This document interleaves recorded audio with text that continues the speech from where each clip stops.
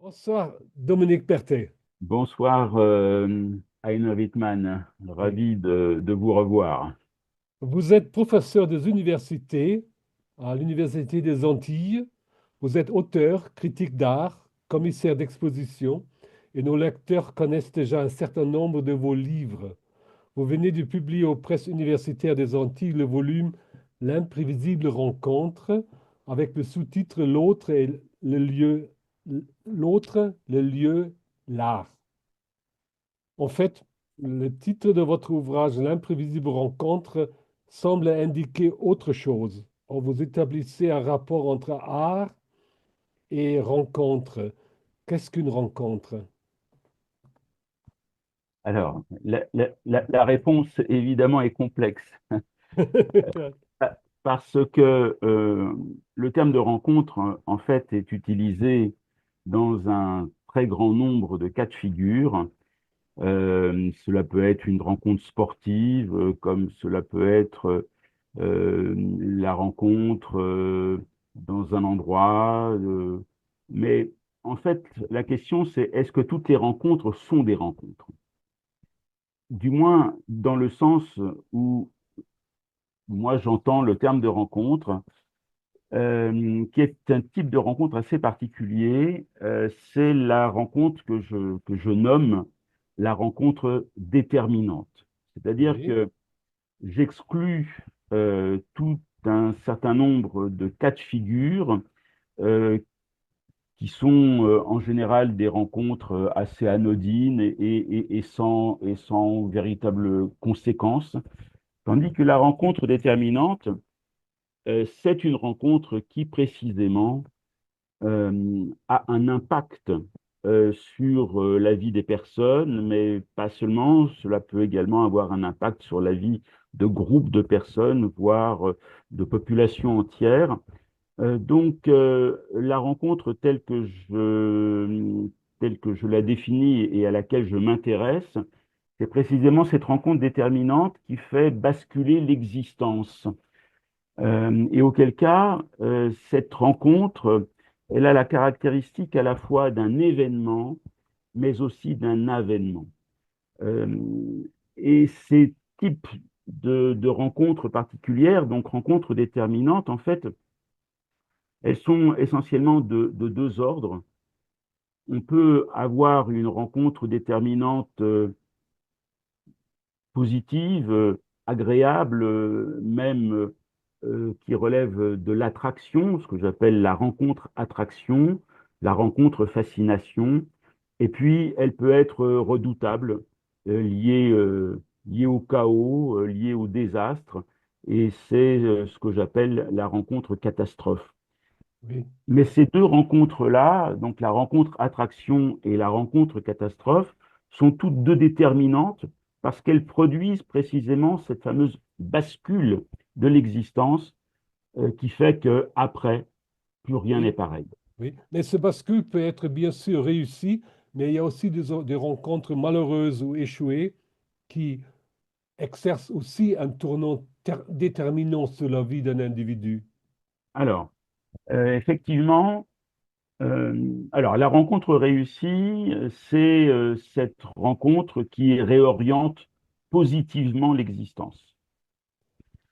La rencontre malheureuse que vous venez d'évoquer, en fait, c'est tout à fait autre chose. C'est une rencontre qui est à l'origine d'une mésaventure, qui est à l'origine d'une épreuve, voire d'un malheur. Et puis, la rencontre qui échoue, alors celle-ci, c'est tout à fait encore autre chose.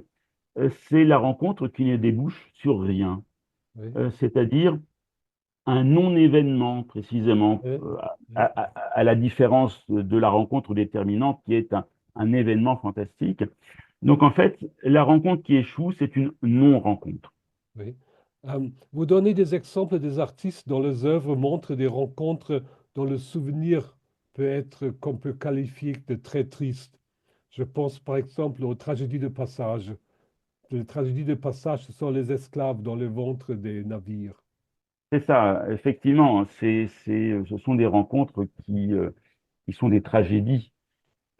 Et c'est ce que j'évoquais tout à l'heure, à savoir des rencontres entre des, entre des peuples, entre des cultures, et qui sont confrontés à des questions hégémoniques, qui sont confrontés à des questions de domination, qui sont confrontés à des questions d'esclavage.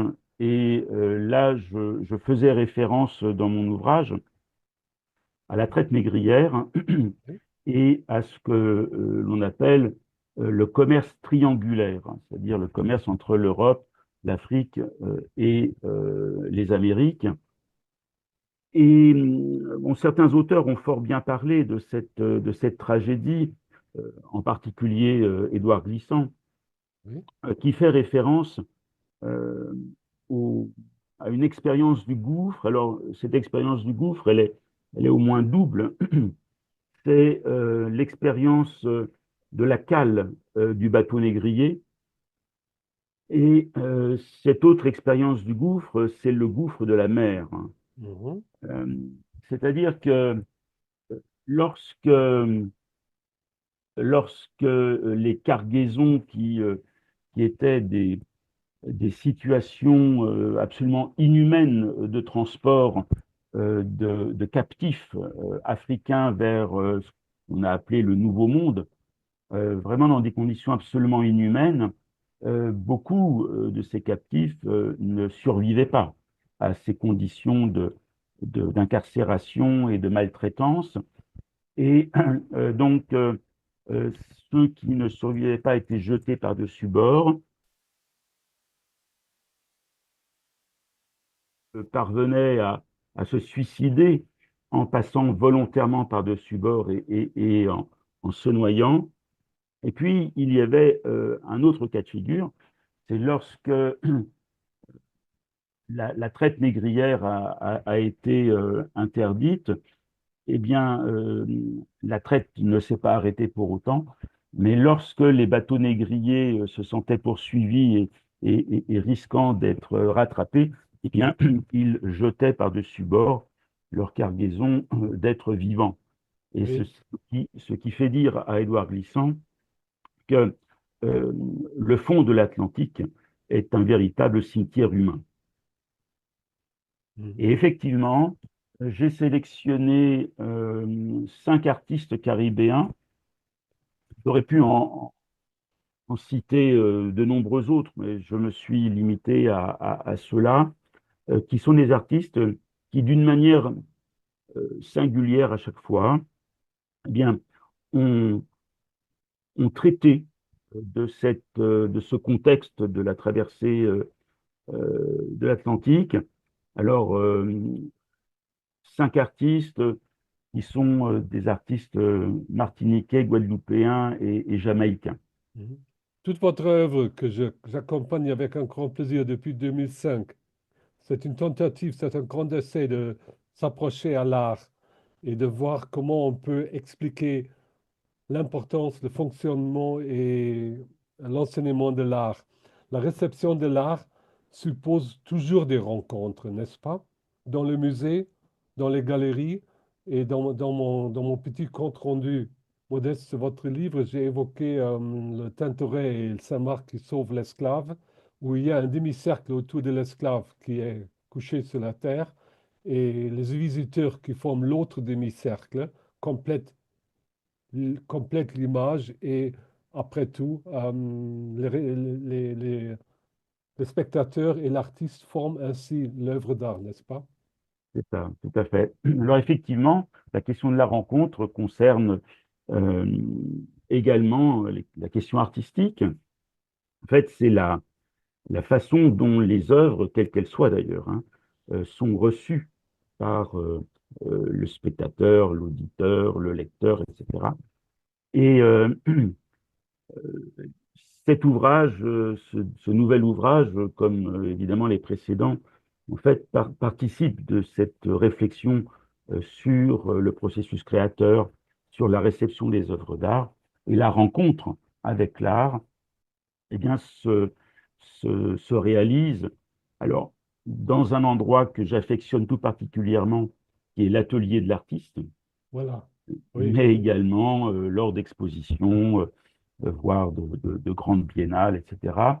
Et ceci constitue une véritable rencontre parce que, de même qu'une rencontre entre deux personnes ou entre deux peuples peuvent être des rencontres déterminantes pour le meilleur ou pour le pire, eh bien, il y a dans la relation avec les œuvres d'art souvent la possibilité du meilleur. euh, et c'est cela qui fait qu'il y a rencontre. Cela étant dit, il peut aussi y avoir rencontre avec des œuvres que l'on considère comme repoussantes, euh, ou du moins vis-à-vis desquelles le choc qui est éprouvé n'est pas un choc agréable. Eh Mhm. bien, là aussi, ces œuvres, comme les œuvres plaisantes qui font l'objet d'un plaisir esthétique, eh bien, elles sont marquantes et donc elles sont déterminantes et elles relèvent elles aussi de la rencontre parce que là où il n'y a pas rencontre, c'est-à-dire que la non-rencontre existe lorsque face à une œuvre, nous sommes dans une situation d'indifférence. Mhm. Vous évoquez Wilfredo Lam, 1902 à 1982, un autre qui a vécu en cette date-là, un autre artiste caribéen dont la vie et l'art ont été marqués par des rencontres fatidiques, déjà en Espagne, plus tard à Paris avec Picasso, c'est là des rencontres plutôt heureuses, n'est-ce pas? Et ensuite avec le surréaliste, c'est-à-dire on peut réécrire sa biographie avec des rencontres, avec les histoires de ces rencontres, n'est-ce pas?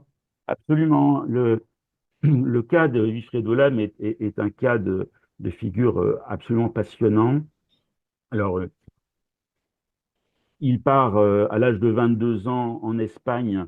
Il quitte Cuba, son île natale, pour poursuivre des études en art. Euh, on est en 1924. Et puis, en 1938, il se trouve toujours en Espagne, mais il participe à la guerre civile dans le camp des Républicains. Il travaille dans une usine d'armement et il est intoxiqué. Il va se faire soigner dans un sanatorium où, rencontre fantastique, euh, il fait la connaissance d'un sculpteur surnommé Manolo, qui était un ami de Pablo Picasso. Et Mhm. il dit à Wilfredo Lam, eh bien, euh, pars de l'Espagne, et puis va à Paris, je te fais une lettre de recommandation, adresse-toi à Pablo Picasso, ce qu'il fait. La première personne qu'il rencontre en plus, c'est Michel Léris. Et puis, ça va faire boule de neige, si je puis dire. Et il va rencontrer tous les plus grands artistes, les plus grands poètes qui se trouvent à Paris à l'époque, qui est évidemment une époque extrêmement troublée, parmi lesquels, eh bien, André Breton, euh, Henri Matisse, Paul Éluard. Il rencontre également Benjamin Perret, Pierre Mhm. Mabille, Pierre Loeb, etc., etc. Et puis, il y a ce passage très important, c'est le passage à Marseille, qui était la ville de départ pour l'exil d'un grand nombre de candidats à l'exil, parmi lesquels de nombreux surréalistes.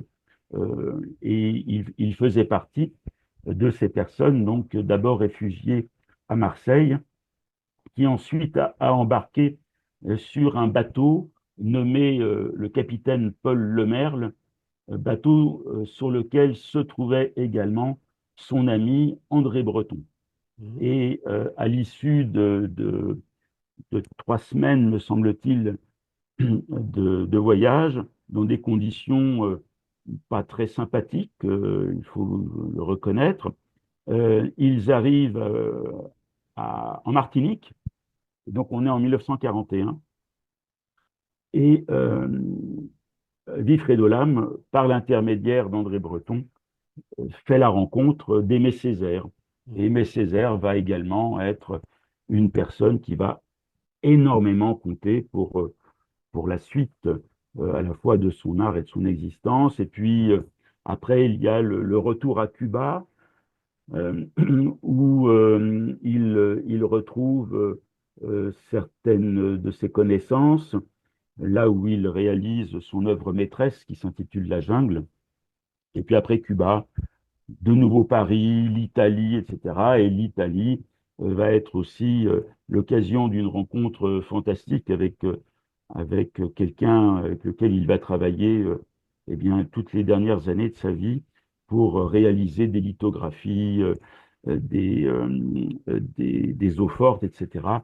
Et qui là a été également une rencontre d'ordre évidemment amical, mais aussi technique, extrêmement importante pour lui.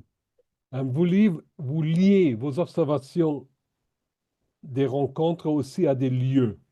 Chacun se rappelle des lieux qui ont été déterminants pour son propre avenir. Vous écrivez cette belle phrase, questionner le lieu, c'est aussi s'interroger sur la façon dont on s'y déplace. Alors, le lieu comme mouvement, n'est-ce pas? Absolument.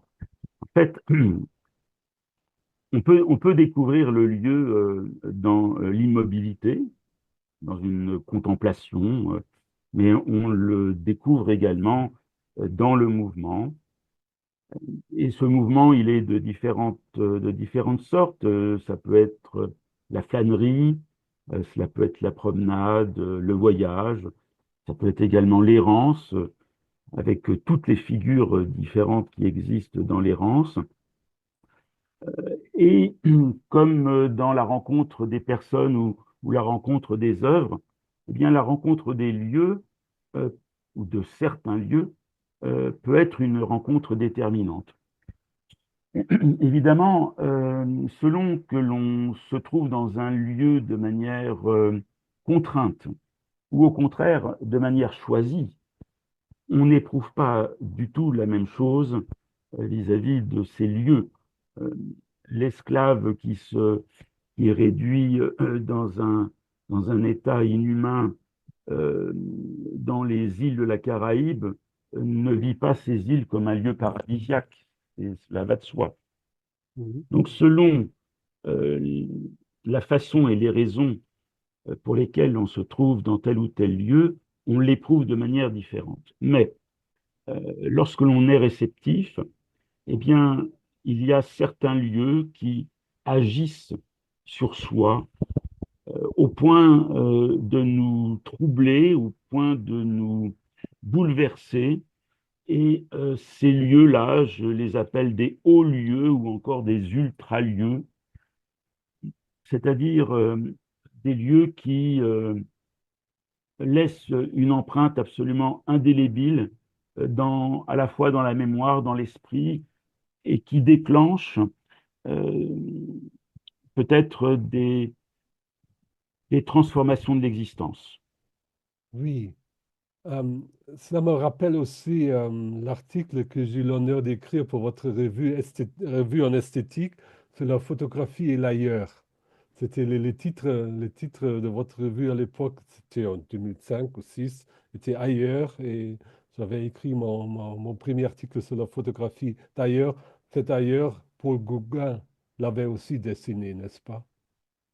Oui, alors c'est le cas de Paul Gauguin est assez intéressant parce que, bon, comme chacun sait, Paul Gauguin a fait un séjour de quelques mois en Martinique après être tombé malade en participant aux travaux pour l'ouverture du canal de Panama. Mais après, on sait aussi que il est parti vivre en Polynésie, à Tahiti, où il va finir sa vie. Et en 1903, donc, lorsqu'il décède à Tahiti, et on connaît fort bien ces peintures réalisées sur place, on découvre étrangement dans son atelier une œuvre qui, qui est un paysage breton sous la neige. Mhm. Cette information, elle est communiquée par Victor Ségalen, qui se trouve à Tahiti lorsque Gauguin décède. Et lorsqu'il décède, eh bien, il y a une vente aux enchères qui est organisée pour vendre ses œuvres afin de payer, de couvrir les frais d'enterrement. Et Victor Ségalen découvre cette peinture. Et ce que l'on suppose, c'est que cette peinture aurait été débutée euh, probablement en 1894, alors qu'il était en Bretagne. Oui, Mais cette œuvre l'aurait amené lors de ses voyages à Tahiti et il l'aurait achevé à Tahiti euh, c'est intéressant. dans les jours ou les semaines qui ont précédé son décès. Mhm. Et donc, c'est évidemment la question de l'ailleurs, c'est-à-dire que lorsque à Tahiti, Gauguin achève cette peinture, qui est une sorte de peinture nostalgique de la Bretagne, eh bien, ce qu'il peint, c'est l'antipode, Oui, et c'est bien c'est ça. l'ailleurs. C'est intéressant. Euh, en partant du lieu ou en parlant du lieu, vous arrivez aux îles, un microcosme qui vous est bien familier en Martinique, qui pourtant est dépassé par des artistes et leur art. C'est encore une fonction essentielle de l'art, n'est-ce pas? Absolument. Alors, je pense que la vision de l'île comme microcosme, c'est une vision continentale. Mhm. Ce n'est pas la réalité de ce que vivent les insulaires. Les insulaires ne se vivent pas dans un microcosme. Ils se vivent, au contraire, dans quelque chose de plus considérable.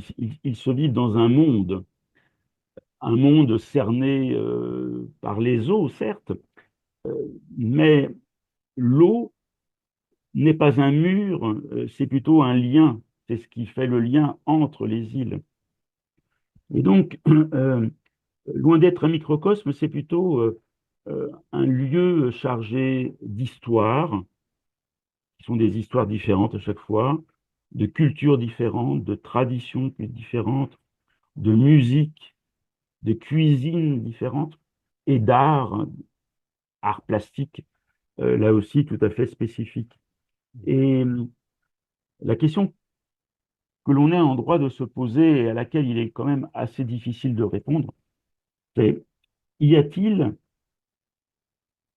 une esthétique insulaire ou des esthétiques insulaires, c'est-à-dire des esthétiques propres à un contexte d'insularité. Donc la question est tout à fait légitime, mais il me semble que la réponse mériterait plusieurs volumes, plusieurs ouvrages pour apporter une réponse qui soit satisfaisante. La troisième partie de votre livre est consacrée à une esthétique de la rencontre. N'est-il pas justifié que notre compte-rendu portant sur votre livre commence ainsi? Je cite, pour aller directement à l'essentiel, il faut noter que ce livre est aussi une introduction très réussie à l'étude de l'art. Bien écoutez, oui, c'est tout à fait ça. C'est tout à fait ça en ce sens que euh, c'est c'est un traité d'esthétique Oui, qui s'appuie sur des expériences de vie mais, qui s'appuient. mais le lecteur doit d'abord le découvrir. Il doit accepter cette rencontre avec ce livre. Oui, Oui, mais je pense que le titre, s'il y est sensible, ne peut que l'encourager eh bien, à oui, découvrir son contenu. oui, oui.